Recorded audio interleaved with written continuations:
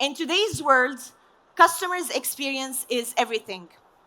Business, they really need to leverage every tool they have on hand, everything you can put your hands on, in order to really create a seamless, a perfect, a really good experience for your clients.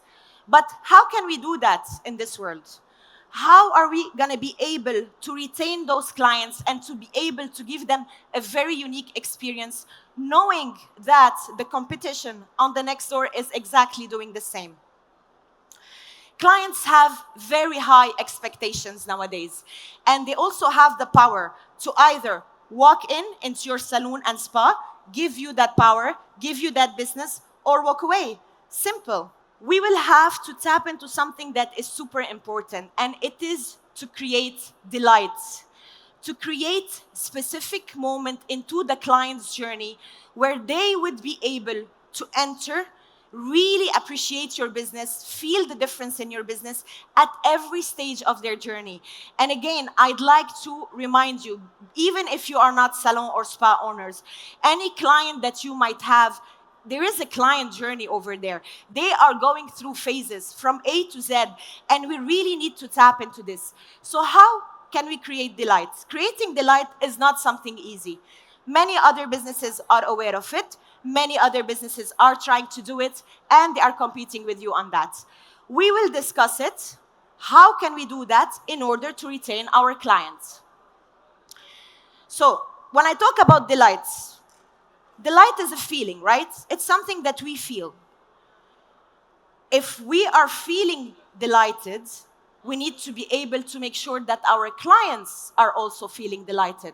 So we need to know their feelings. And this is where comes empathy. Many salon and business spa owners, or any other beauty business that you might have, ladies and gentlemen, forget this part. We need to be able to empathize with our clients. We need to walk the walk. We need to feel what they are feeling. And this is super important. And this is what's going to make the difference between you guys and the business next door. More and more people have a less personalized approach. We look at our business as, the money making. That's the money making. Well, it is the money making, but we really need to keep the client centered and have a less commercial perspective when we look at our business, in order to be able to tap into the client and to focus on their needs. If you focus on what they need, the money will actually come by itself. Put everything on the side. Just focus on what my client needs. We will look at defining what a customer journey is in terms of salon or spa. Review the main elements of a customer's journey from the window of your salon or spa, until they check out till the end. We will super focus on scalp and hair diagnosis. That's my favorite topic. And we'll discuss how to customize the journey, maximize the retention, stand out from competition, and we will discuss a very important point that I would love you to think about, that might be something that you might have not discussed earlier: how to give the consumer a rhythmic experience. How to make sure that your consumer are getting the same experience every time they are visiting your business. What is a customer's journey? Anyone wants to help me out here? I don't want to be alone over here. Greeting. Yes, of course, there is greeting in customer's journey. Definitely. So, does it start with the greeting? It has to start with the greeting. Yes. Customer's journey is essentially a planned combination of activities, preferences, path a customer can take within your business. So there's the word can here, which is very important. Why am I saying can or cannot? It only depends if you are going to make them go through this path here or not, or are you going to jump steps? It's all up to you. It enhances their journey within your salon, will enhance their relationship with you, their relationship with your products, the brand, the team. It will help you anticipate their need and future needs in the future. Also, it's gonna optimize your business and make sure you are completely different from the business next door. Now, Again, I have a question for you. You're gonna work hard with me today, okay? Where does a client's first impression start? That's an easy one, okay? A first impression, where does it start? Okay, you're not motivated. I'll tell you what. Let's say tomorrow, all of us are gonna travel somewhere. We're so excited. We're gonna pick a beautiful destination. I'm gonna be picking Spain, okay? I love to travel to Spain. So let's say I wanna go to Spain, and this is my journey to Spain. Of course I'm excited. Of course I'm happy. But of course I'm gonna have a first impression. Where does this first impression start in your opinion? The impression of my journey. Will it start when I check in my hotel in Spain? Will it start once in my room? Once I'm on board? Or once I'm on the beach maybe? Where will my first impression start? Yes, please. Thank you. Oh my God, I wasn't expecting that someone would say it, but thank you so much. Yes, indeed. Our first impression definitely is gonna start with the online. And this is what I really want us to focus on. I know we know that, but it's good to remember it. Your online presence is typically where your first impression will start. It's critical that elements, e-elements, such as your TikTok, Facebook, Instagram, your website, are all aligned with each other. You cannot put all the weight in your Instagram and then, you know, just leave Facebook behind or your LinkedIn behind or your website is not really taken care of. On top of it, those elements should really align with the vibe, the feel of your business, right? The culture you are trying to induce and to spread within those vibes. Basically, your online is the first message you are sending to your clients. This is your business card, right? You are setting the tone. You are telling them what to expect when they put feet in your salon.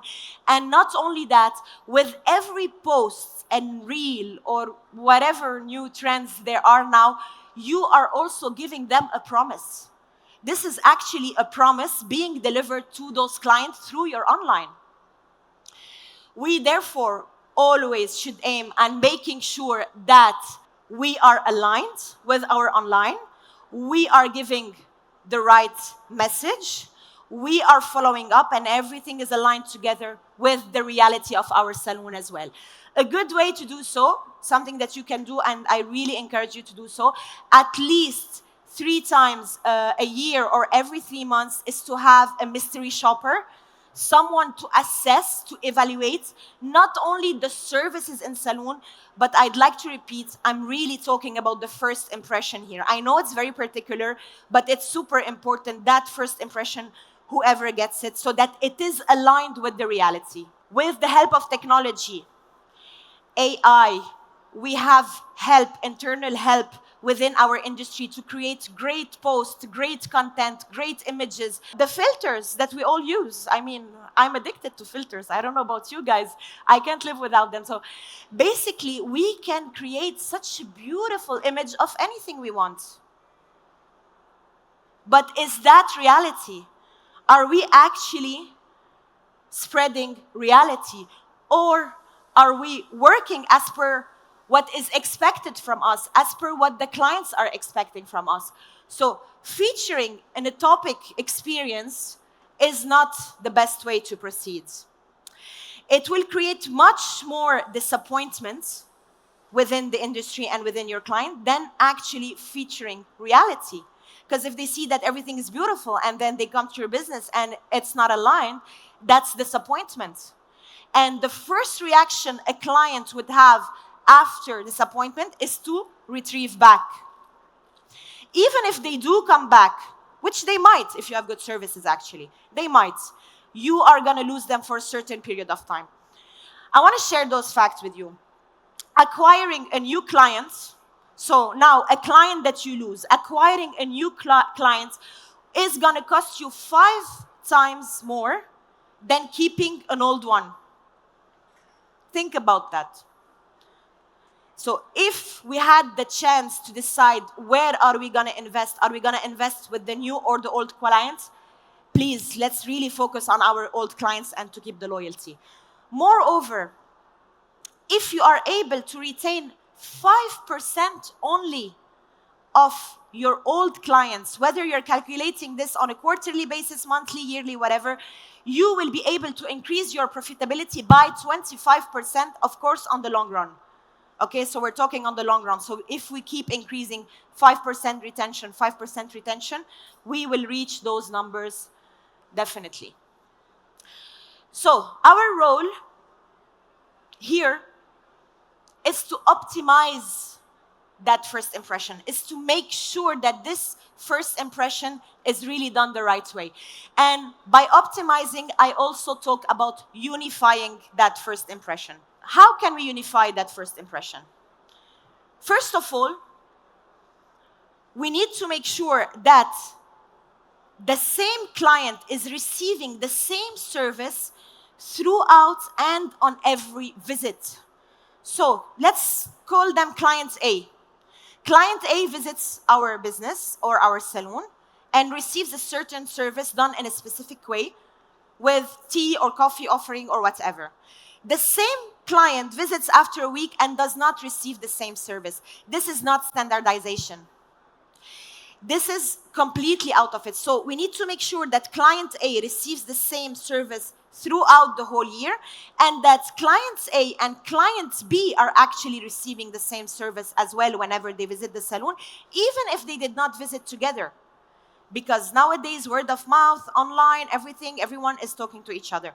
So this is why I go big on standardization and making sure that the process is really unified in terms of salons and spa, making sure that we have rules and regulation when it comes to this, and making sure that everyone knows about it as well. Talking about standardization, we definitely need to have some SOPs, standard operating procedure, implemented. Okay, by implementing those, we are making sure we have the same journey for everyone. Okay, so ladies and gentlemen, if you do not have SOPs implemented within your salon, I strongly suggest that you do so, and to have them even written down, and we will check why. What does it do? Why are they important? SOPs, first, they will give the right impression repeatedly and over a very long period of time.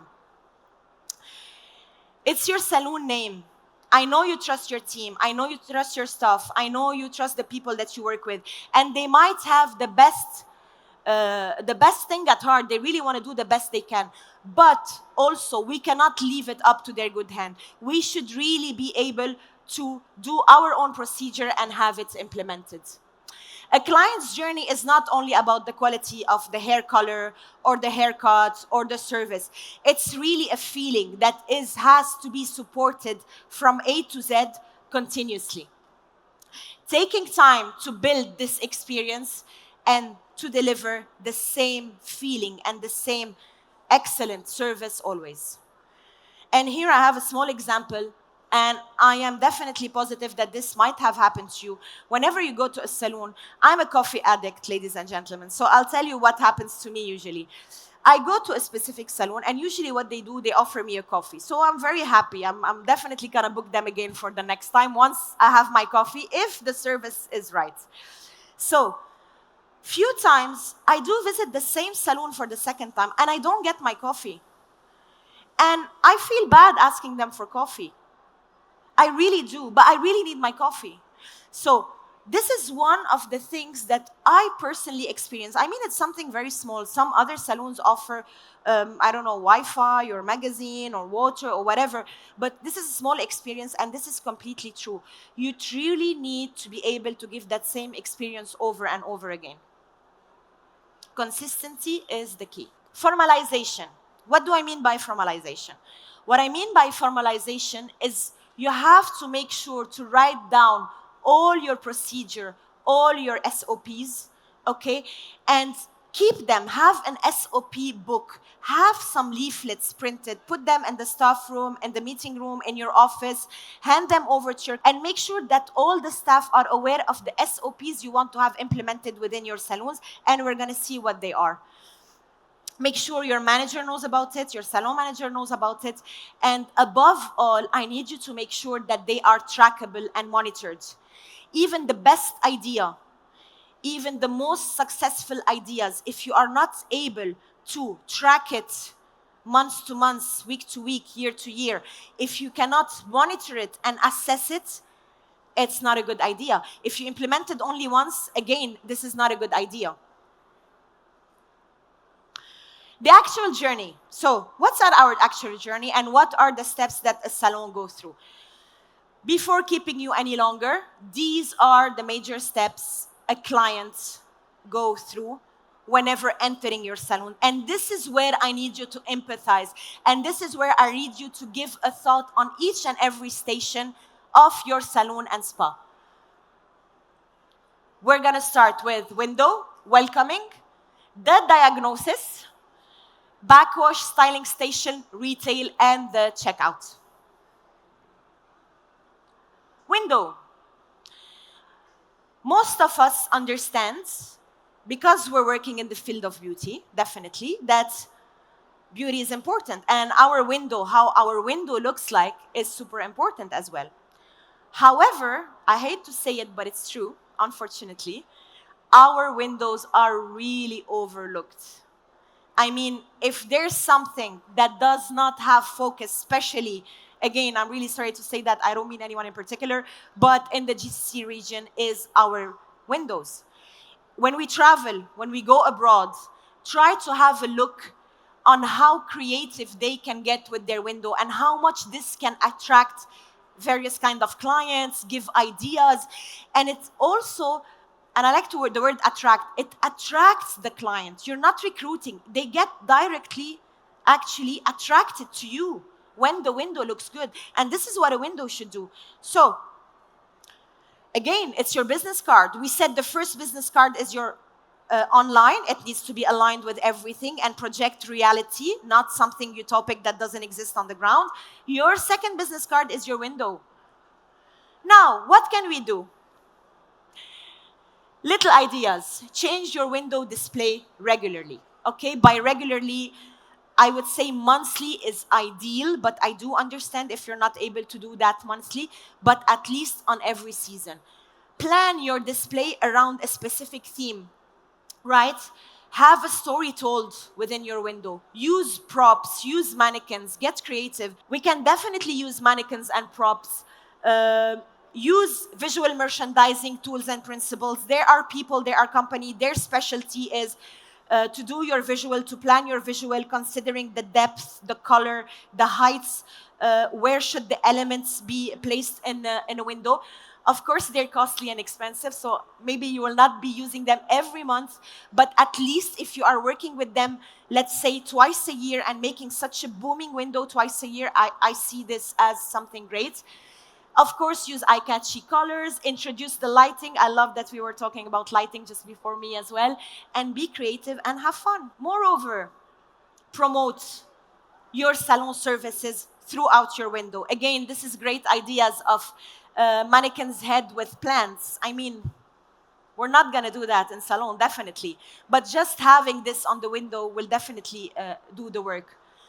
Okay, you can use it also to feature your products, feature any new innovation that you have, create visuals, and definitely attract new clients. The welcoming, moving on. The welcoming, it all starts with your front desk staff. She is the first person welcoming your clients, giving them the initial taste of your salon culture and what is to happen inside. Always make sure your clients really feel welcome and safe and taken care of at the welcome area. This is why the role of the receptionist and the welcome person is super important in your salon and spa. What is there to be considered? The receptionist must at all time be friendly, well-groomed, smiley. We need to make sure that elements such as the uniform is well ironed, the name badge is available, the shoes are very well polished. I would even recommend, I mean, this is a bit extreme, but it would be nice to have this, if we are able to match the same color of lipsticks whenever, within your staff. I mean, I really believe in, things to be personal and in the personality on every person and people or staff. But just as an example, I'm going to give you, when you walk through the airport and you see the cabin crew all walking together, and they all look so beautiful, and they all look very well groomed and amazing, and this is the beauty world. We're talking about the beauty world. What is so attractive? It's the uniformity that they have. It's the fact that they all have, and if you notice it right, the same lipstick, the same nail polish almost, the same way of doing their hair. And this uniformity shows cleanliness. So it's important. I walk in many salons and I see that, unfortunately, again, some of the staff did not manage, for example, to do their roots. And as a customer, I'm actually about to do my roots. So I don't know how I feel about this, honestly. So think about it. Grooming is super important. Of course, open gesture, physical appearance, being positive, an amazing smile, and everything. What is also important, I believe so, is that we have to remember, again, we go back to the empathy. We have to put ourselves in the shoes of the client. When a client enters a salon, especially when they enter for the first time, they don't know what to expect. Some of the questions that might be in their head would be, how much is this gonna cost me? This salon seems poshy. Is it gonna be too expensive? Can I afford this? So if they are gonna enter and that person is not super welcoming, or if I find 2 or 3 people behind the desk, I'm not gonna ask any question related about prices, definitely. So we forget that, but this is true. And it goes for every business as well. So it's very important that we have one person behind the desk, or a maximum of 2. One is there to welcome, the second one is there to escort the guests and take them to their seats. Of course, when we take them to the seats, we have to hand them over directly to the hairdresser. We try not to leave the client too much alone, especially at this stage. We need the client to feel welcome, warm, taken care of, an amazing smile. Don't forget the coffee, right? Moving on from the human factor at the reception, these are some of the things we also should consider. Is my reception area warm and welcoming? How does it feel like to enter into my business? Try to do it one day. Try to just go back home, change the outfit, and try to enter your salon as if you are the customer and have those eyes, that are questioning everything. How's the temperature? How's the music? Is there any music? How do I feel? What's the smell? Do you have some kind of sensorial smell? Are all the client's senses being activated when they enter? How is the conversation between the team member and the staff? Because when they enter, they can hear them. They can definitely hear that. Is it friendly? Is it professional? Are they talking in their own language, or are they actually talking English, which is recommended in the region?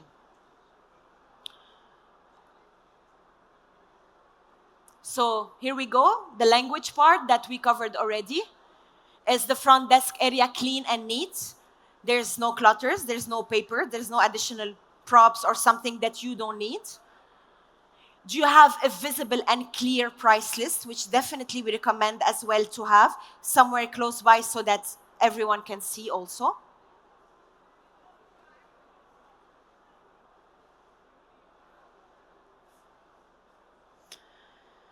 Before moving to diagnosis, I just want to add something regarding the reception area as well. You could definitely consider having, and I'm sure many of you already have, loyalty cards, gift cards, and the what's hot display, a little planogram on your reception if your reception allows you to do so. So these elements, definitely you can have them on your reception. Other than this, it should be completely clear, super neat, because your client has to know that this is how you are projecting yourself, and this is the service they're going to receive once they are inside as well. Now, diagnosis. So, I am not sure if any of you has ever implemented diagnosis in your salon, spa, or whatever. Please do let me know and do ask any question if you have. Diagnosis is the third and one of the most important steps when it comes to your salon business. This is really your stepping stone. This is what will make all the difference between you and the other business or the salon next door. So what is diagnosis? How do we do it? What is that? I know it's a big word. Maybe some of you have not done it before. Maybe some are implementing it.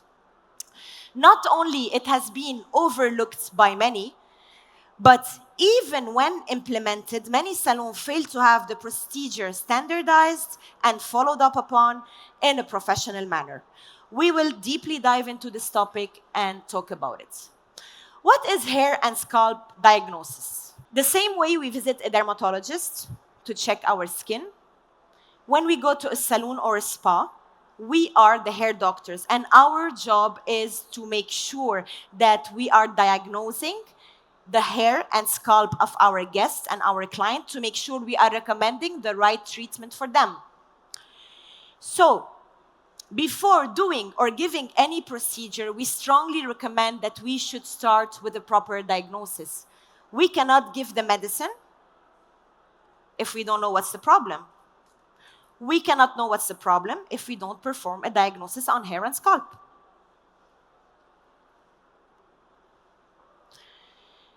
This process will not only showcase your competitive edge, but will also reinforce the trust that you are trying to build with your clients. So this is how you're actually making sure and telling your client that yes, you can trust me as a business owner, as a salon, to give you the right treatment, protocol, or coloration for your hair.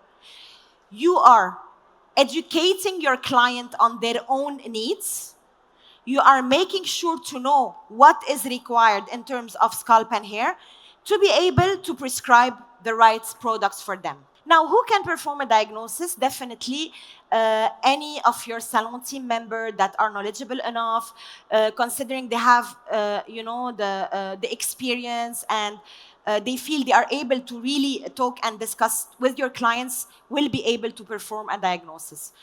How do we perform the diagnosis? And I'll dive deeper to explain what a diagnosis is in a minute. We could use either the manual method or we can use a camera, a diagnosis camera. So you have two methods to do that. And I truly believe that we should incorporate this. Whoever has a salon or spa, it is already done in some of the skin clinics all over the world. I mean, on all the skin clinics all over the world. And don't forget that our scalp is mainly made of skin.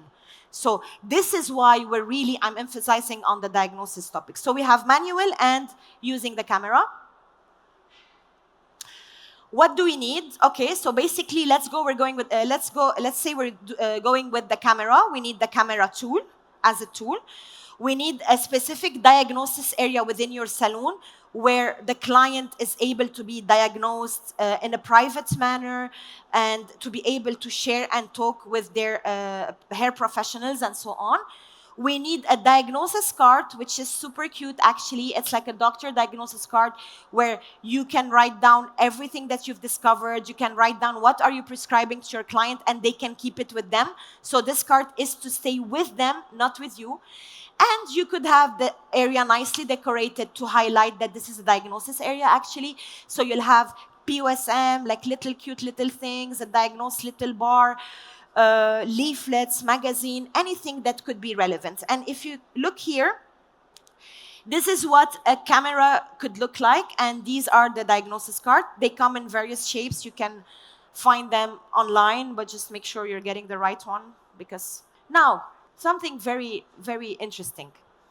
We did a big quiz, actually, and we asked 100 people, 100 hairdressers and 100 clients. 100 hairdressers, 90% of them said they had actually done a diagnosis to their clients, while only 7% of them, of the clients, said, I actually received, and yes, someone did a diagnosis for me.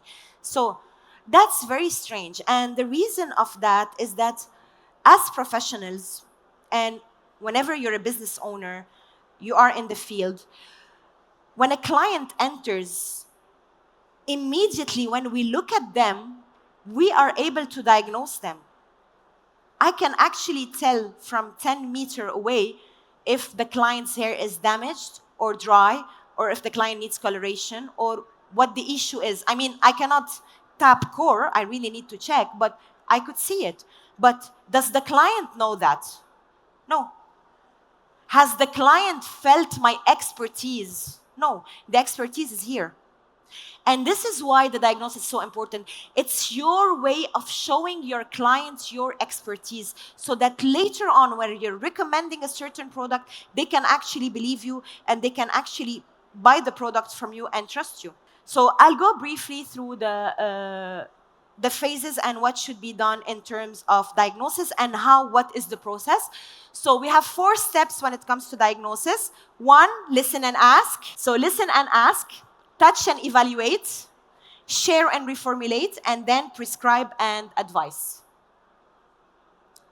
Listen and ask. So our client comes in, we welcome them, client's journey, they come, they're being welcomed, and then they moved on to the diagnosis area. They sit there and we start with the first day, which is listen and ask, right? What should we focus on? So the hair professional is sitting with the client and they are starting the diagnosis to make sure they know what the client needs and requires during this session. What we should do, first of all, always sit facing the client. This is not the time where the hairdresser is behind the client asking questions and talking within the mirror. No, this is the time where we are facing the client, we're giving them full attention, we are making sure to tell them, yes, we are here, we understand you, we feel your concern. Actively listen by asking open-ended questions. I'm not gonna dive into details here because there's a lot of details when it comes to diagnosis. I'll just cover the main point. So, and which is how to do that. How may I help you today? How do you find your hair today? When did you last wash your hair? How do you usually take care of your hair at home to be able to understand if we should add more products, if we should add, let's say, a texturizer to the range, or if we should proceed with the treatment and so on. The key is talking less and listening more. And this is a funny quote that I like. So a good listener is a good talker with a sore throat, right? Now, second phase of our diagnosis comes to touch and evaluate. So this is basically the part when you are actually gonna touch the hair and scalp of the client and start evaluating what is happening. So first of all, it's very important that you always let your client know that you will start the diagnosis process because you're actually gonna touch them. We always start with the scalp and we move to the hair. I always like to give this example. A flower is beautiful, right? But if the flower is not in the right soil, will it flourish? How long will it live? It won't. The scalp is the actual soil, and that's why in terms of hair, we really focus on the scalp first before the hair. Now, does our client know this? No. Our clients will basically come and tell you, my hair is dry, right? So the problem for them is the hair. But why is the hair dry? Why is the hair damaged? Why is the hair oily? Why is my hair falling? It's all related to the scalp. So we always first start with the scalp whenever, and we should make sure that our team is very well trained on how to perform a diagnosis in salon. And we always explain to the client what we see. So we make sure that the client is aligned with us throughout the process, because if you ever get the camera, you would see it's actually amazing what they could see through the camera. So they'll be a bit shocked sometimes.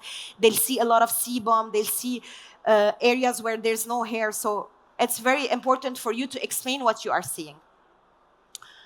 So definitely, the client is sitting there. We started the diagnosis. We are standing behind the client. We do the diagnosis, and they can check everything with their iPad throughout the camera, and they are aligned with you on what they are seeing. Now, after explaining all of this to the client, we are also, what are we evaluating in the scalp? Okay, so first of all, we are evaluating the mobility of the scalp, which is the suppleness of the scalp. And I'm sorry, it's a bit technical here, but for those of you who would like to assess actually your own mobility, it's a very simple exercise.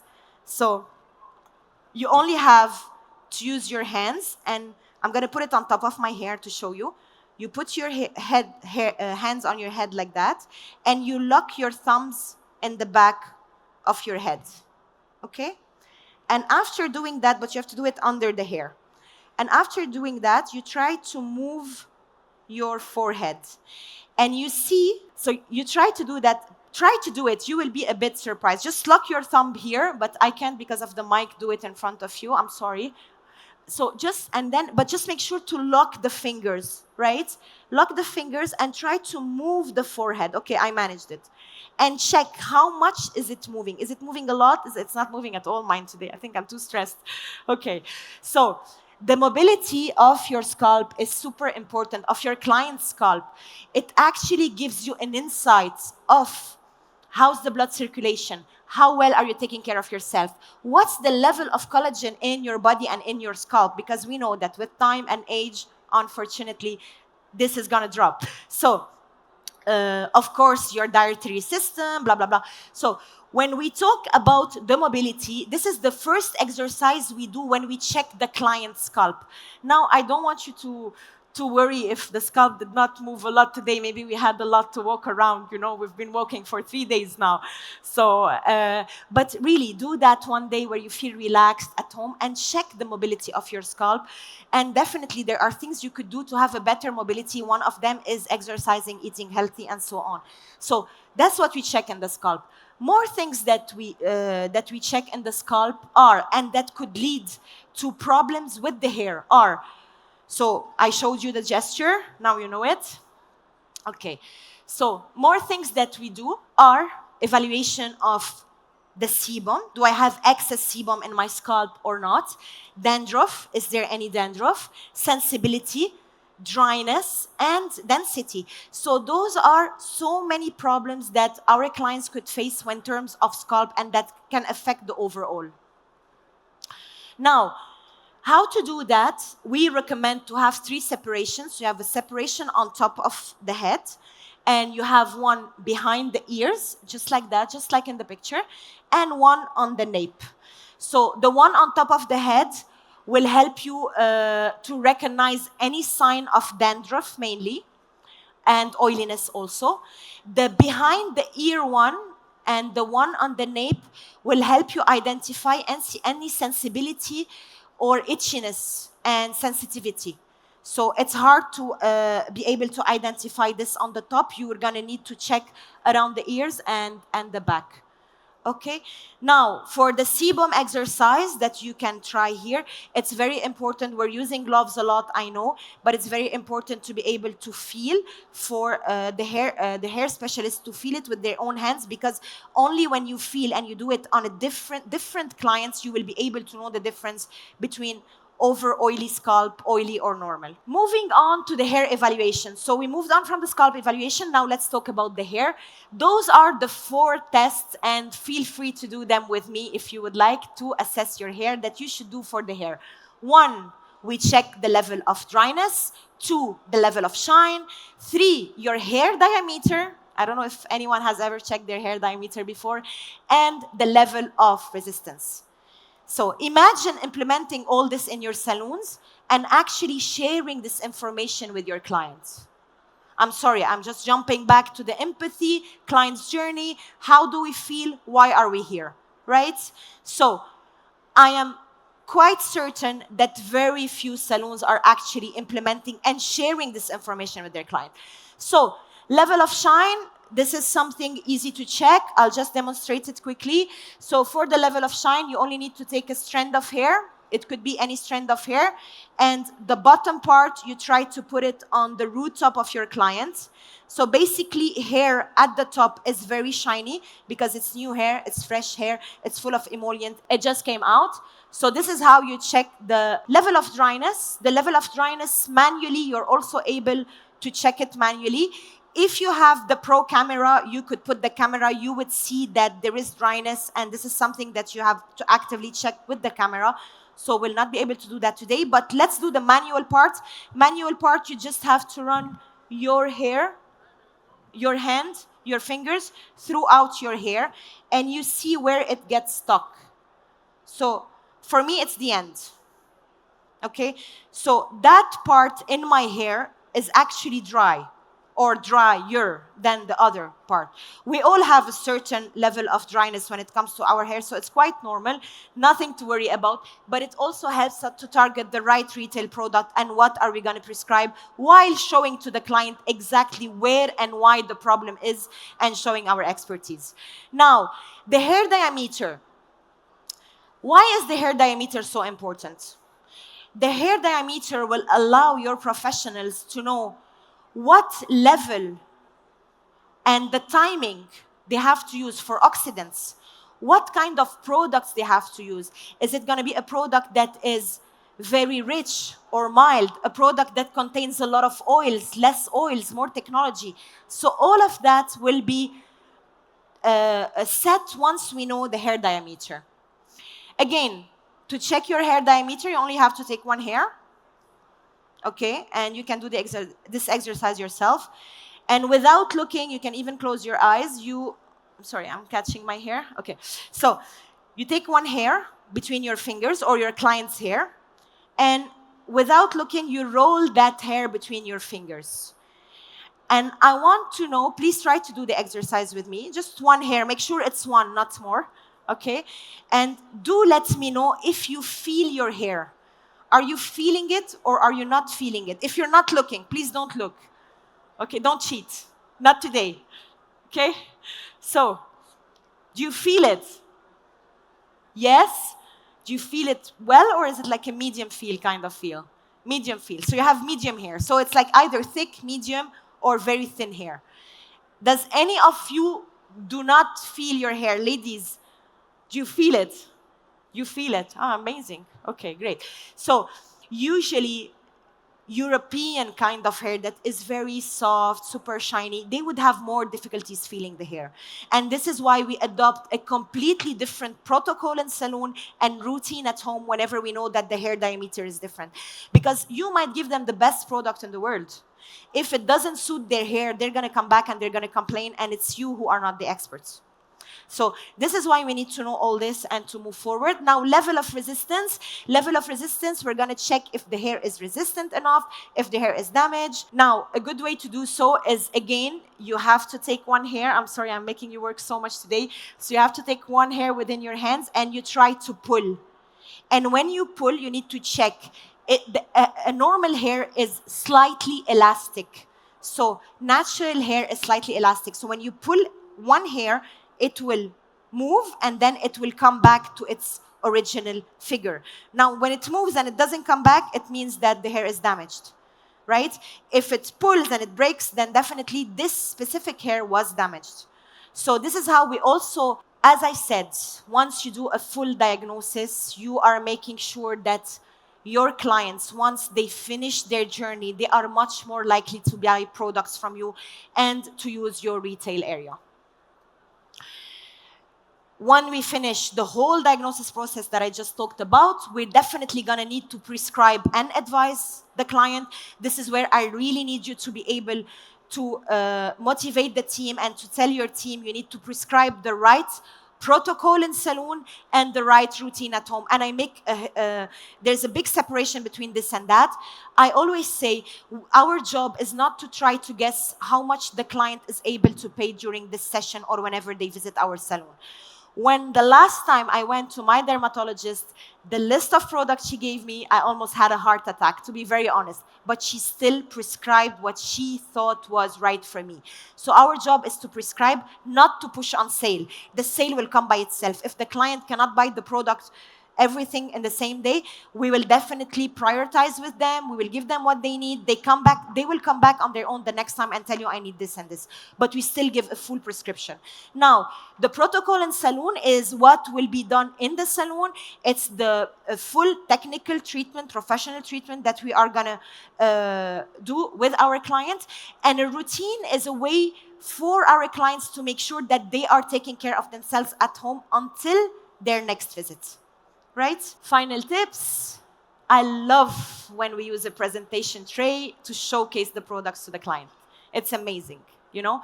So you can work on a cute little tray with your salon logo.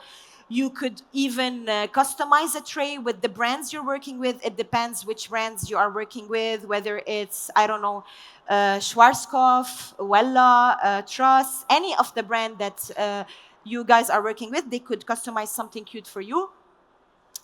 You have to definitely fill in the details of the diagnosis card, give it to the client, make sure they have it. And it's also great for social media because nowadays everyone is like, oh, I got this done here, I got this done there. And we all need content for our social media. So it's a good awareness process for you. You have to prescribe the powerful protocol for in-salon. Definitely, the client has to schedule a follow-up appointment, and this needs to be coordinated with the team for the checkout. And finally, don't forget to give the matching samples for your client. And by matching samples, I like to repeat, samples are not a gift. Samples are not, thank you for coming today, little kind of present. Samples are there to be able to make sure that whatever the products the clients did not take but requires, they get the chance to try them at home. So it's a way for you to upsell, but give them also the right products whenever they go. Now, moving on to the backwash. Your backwash is equally as important and should be maximized to your benefits. So it should be a quiet and relaxed area. All treatments should be handy and in place. We also need to make sure that in the backwash area, we have maximum contact with the client at all times. So this is super important. Having a cute little menu on the side, an upgrade package can be of added value, of course. And rethinking your backwash area will certainly help you to, again, empathize with the client, put yourself, check what they feel, make sure that they feel super comfortable. So I like to say that. So your backwash is welcome to your therapy session. Oh, I mean your hair appointment. So it's all about how you make the client feel. It's never about what you say. It's about how you make them feel. So what can we do in the backwash area to make sure everything is in order? You can start with a gentle conversation. Make sure as well that the atmosphere is nice. Lights is not too strong because your client, again, we have to feel the feeling. So your client will have their heads kind of tilted back.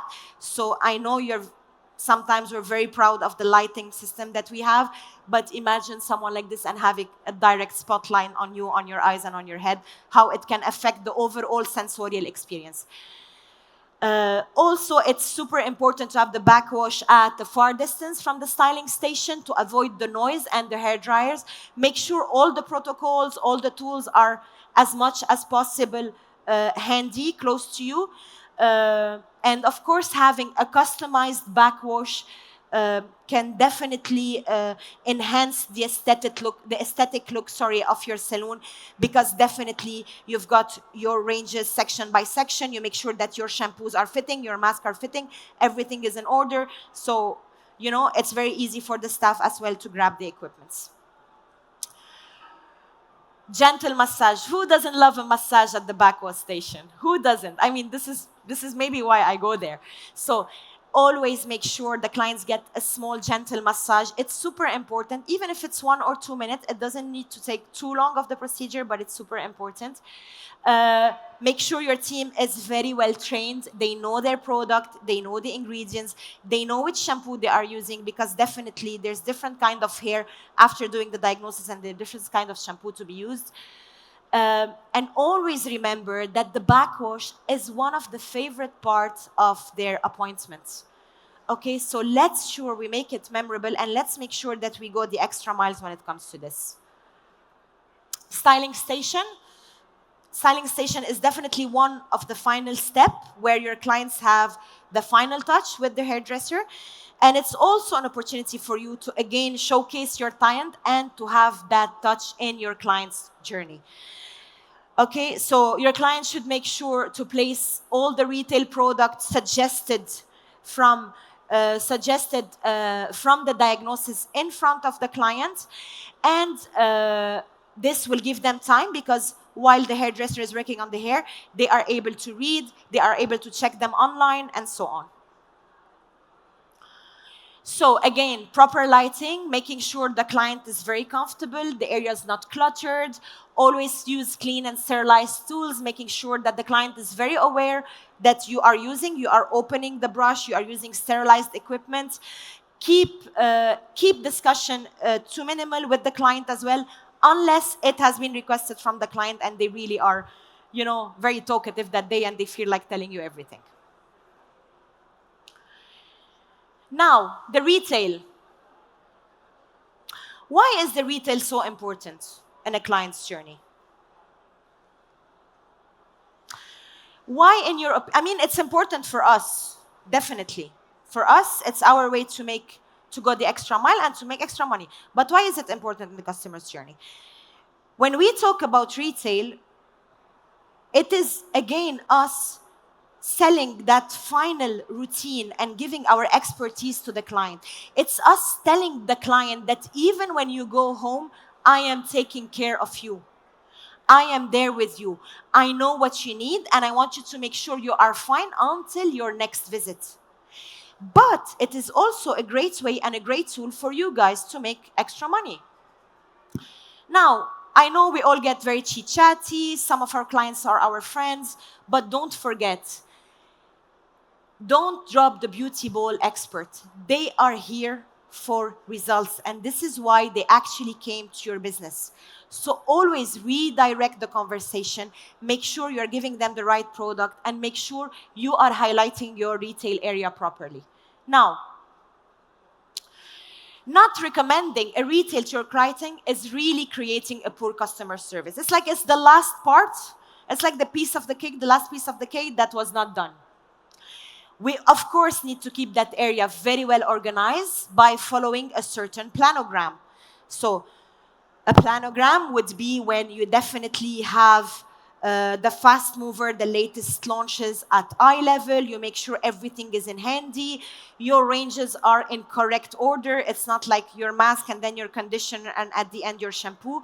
So there's specific order on how to place the product so that they look neat. You could also go make sure that you are arranging everything in terms of colors. So this is super important. Make sure to have appealing shelf talker to highlight the best sellers and the boom of the months, as well as your new launches. Always keep your shelf updated with the latest launch. Your retail unit is equally as important in terms of turnover. And for that, you can do that when you come back home. I need you to be able to calculate your retail to sale percentage. It is important to know how powerful is your retail. And how can you do that? Well, it's very simple. You only have to calculate, let's say we're talking on a monthly basis, you go with your retail, you divide it by your total salon sales, and then you multiply by 100. And you can do the same for any section of the salon. So let's say you want to check on the nail section, you do the same and you calculate that. Make sure to always have the right stocks, the fast mover. Make sure your team is fully trained. Why not designing promotional campaigns? Things that could be buzzy. Mother's Day. Bring your mom and, get a free haircut or something like that. So let's always make sure that we're designing something special to be able to boost our sales. Now, the checkout. The checkout is the last part of our journey, so I really took you all the way. So now we're reaching our checkout, right? And don't forget later, I have some questions. So the checkout is the final touch point in the client's journey. It is super important that we maintain the same rhythm and the same atmosphere and the same way we actually were welcoming, the same enthusiasm throughout, even at the end, and especially when it's the checkout. Checkout is not the time where the client has finished, has left, and they're just leaving, and then it's goodbye. So we really need to make sure we're going with them, we're booking their next appointment, we have all their details really handy for the next appointment, and so on. Always make sure that the client is being let go of with the same level of enthusiasm and professionalism as he was welcome. Do not fall into the trap of just letting them go like that. Again, here we talked about the gift card. It's super cute. When they check out, they see it there. They might remember, oh, it's my mom's birthday. It's my best friend's birthday. So it comes in handy. As I said, book their following appointments before they leave. Always note down the client's detail, their birth date. Make sure that you have everything that you need, loyalty card, gift cards, voucher to be there.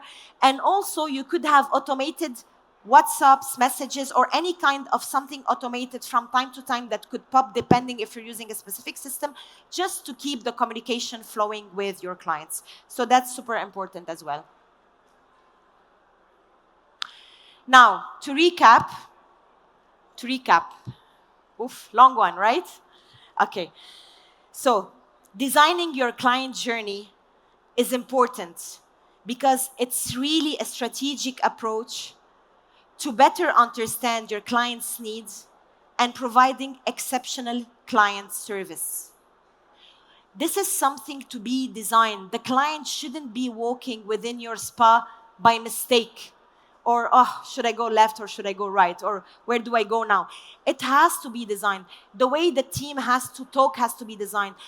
How they should sit, what they should hear, what they should smell. I would even strongly suggest that you have a very specific smell in your salon, and check how many good comments you'll have once you only are implementing a smell that is not commercial. You know, one of those diffusers that are not commercial, that it's like your specific scent or something, you know, that is you. Think about it. All of this will really create such a super sensorial experience to your clients, and that is going to retain them, because we're doing all this to retain our client. We live in a very competitive world, and retention is more important than acquiring new clients as well. So that's what we're going to focus on. Considering each stage of a client's journey, from dreaming, booking, experience till the appointment is complete, provide you with an opportunity to clearly understand their need, their expectations, as well as any new trend that is rising in the markets. It also gives you the chance to provide a personalized service, a tailor-made communication, which leads to building a very strong relationship with your clients that would go a long run. So thank you. Hopefully, we'll see you all soon or next time as well. Have a lovely day. Thank you.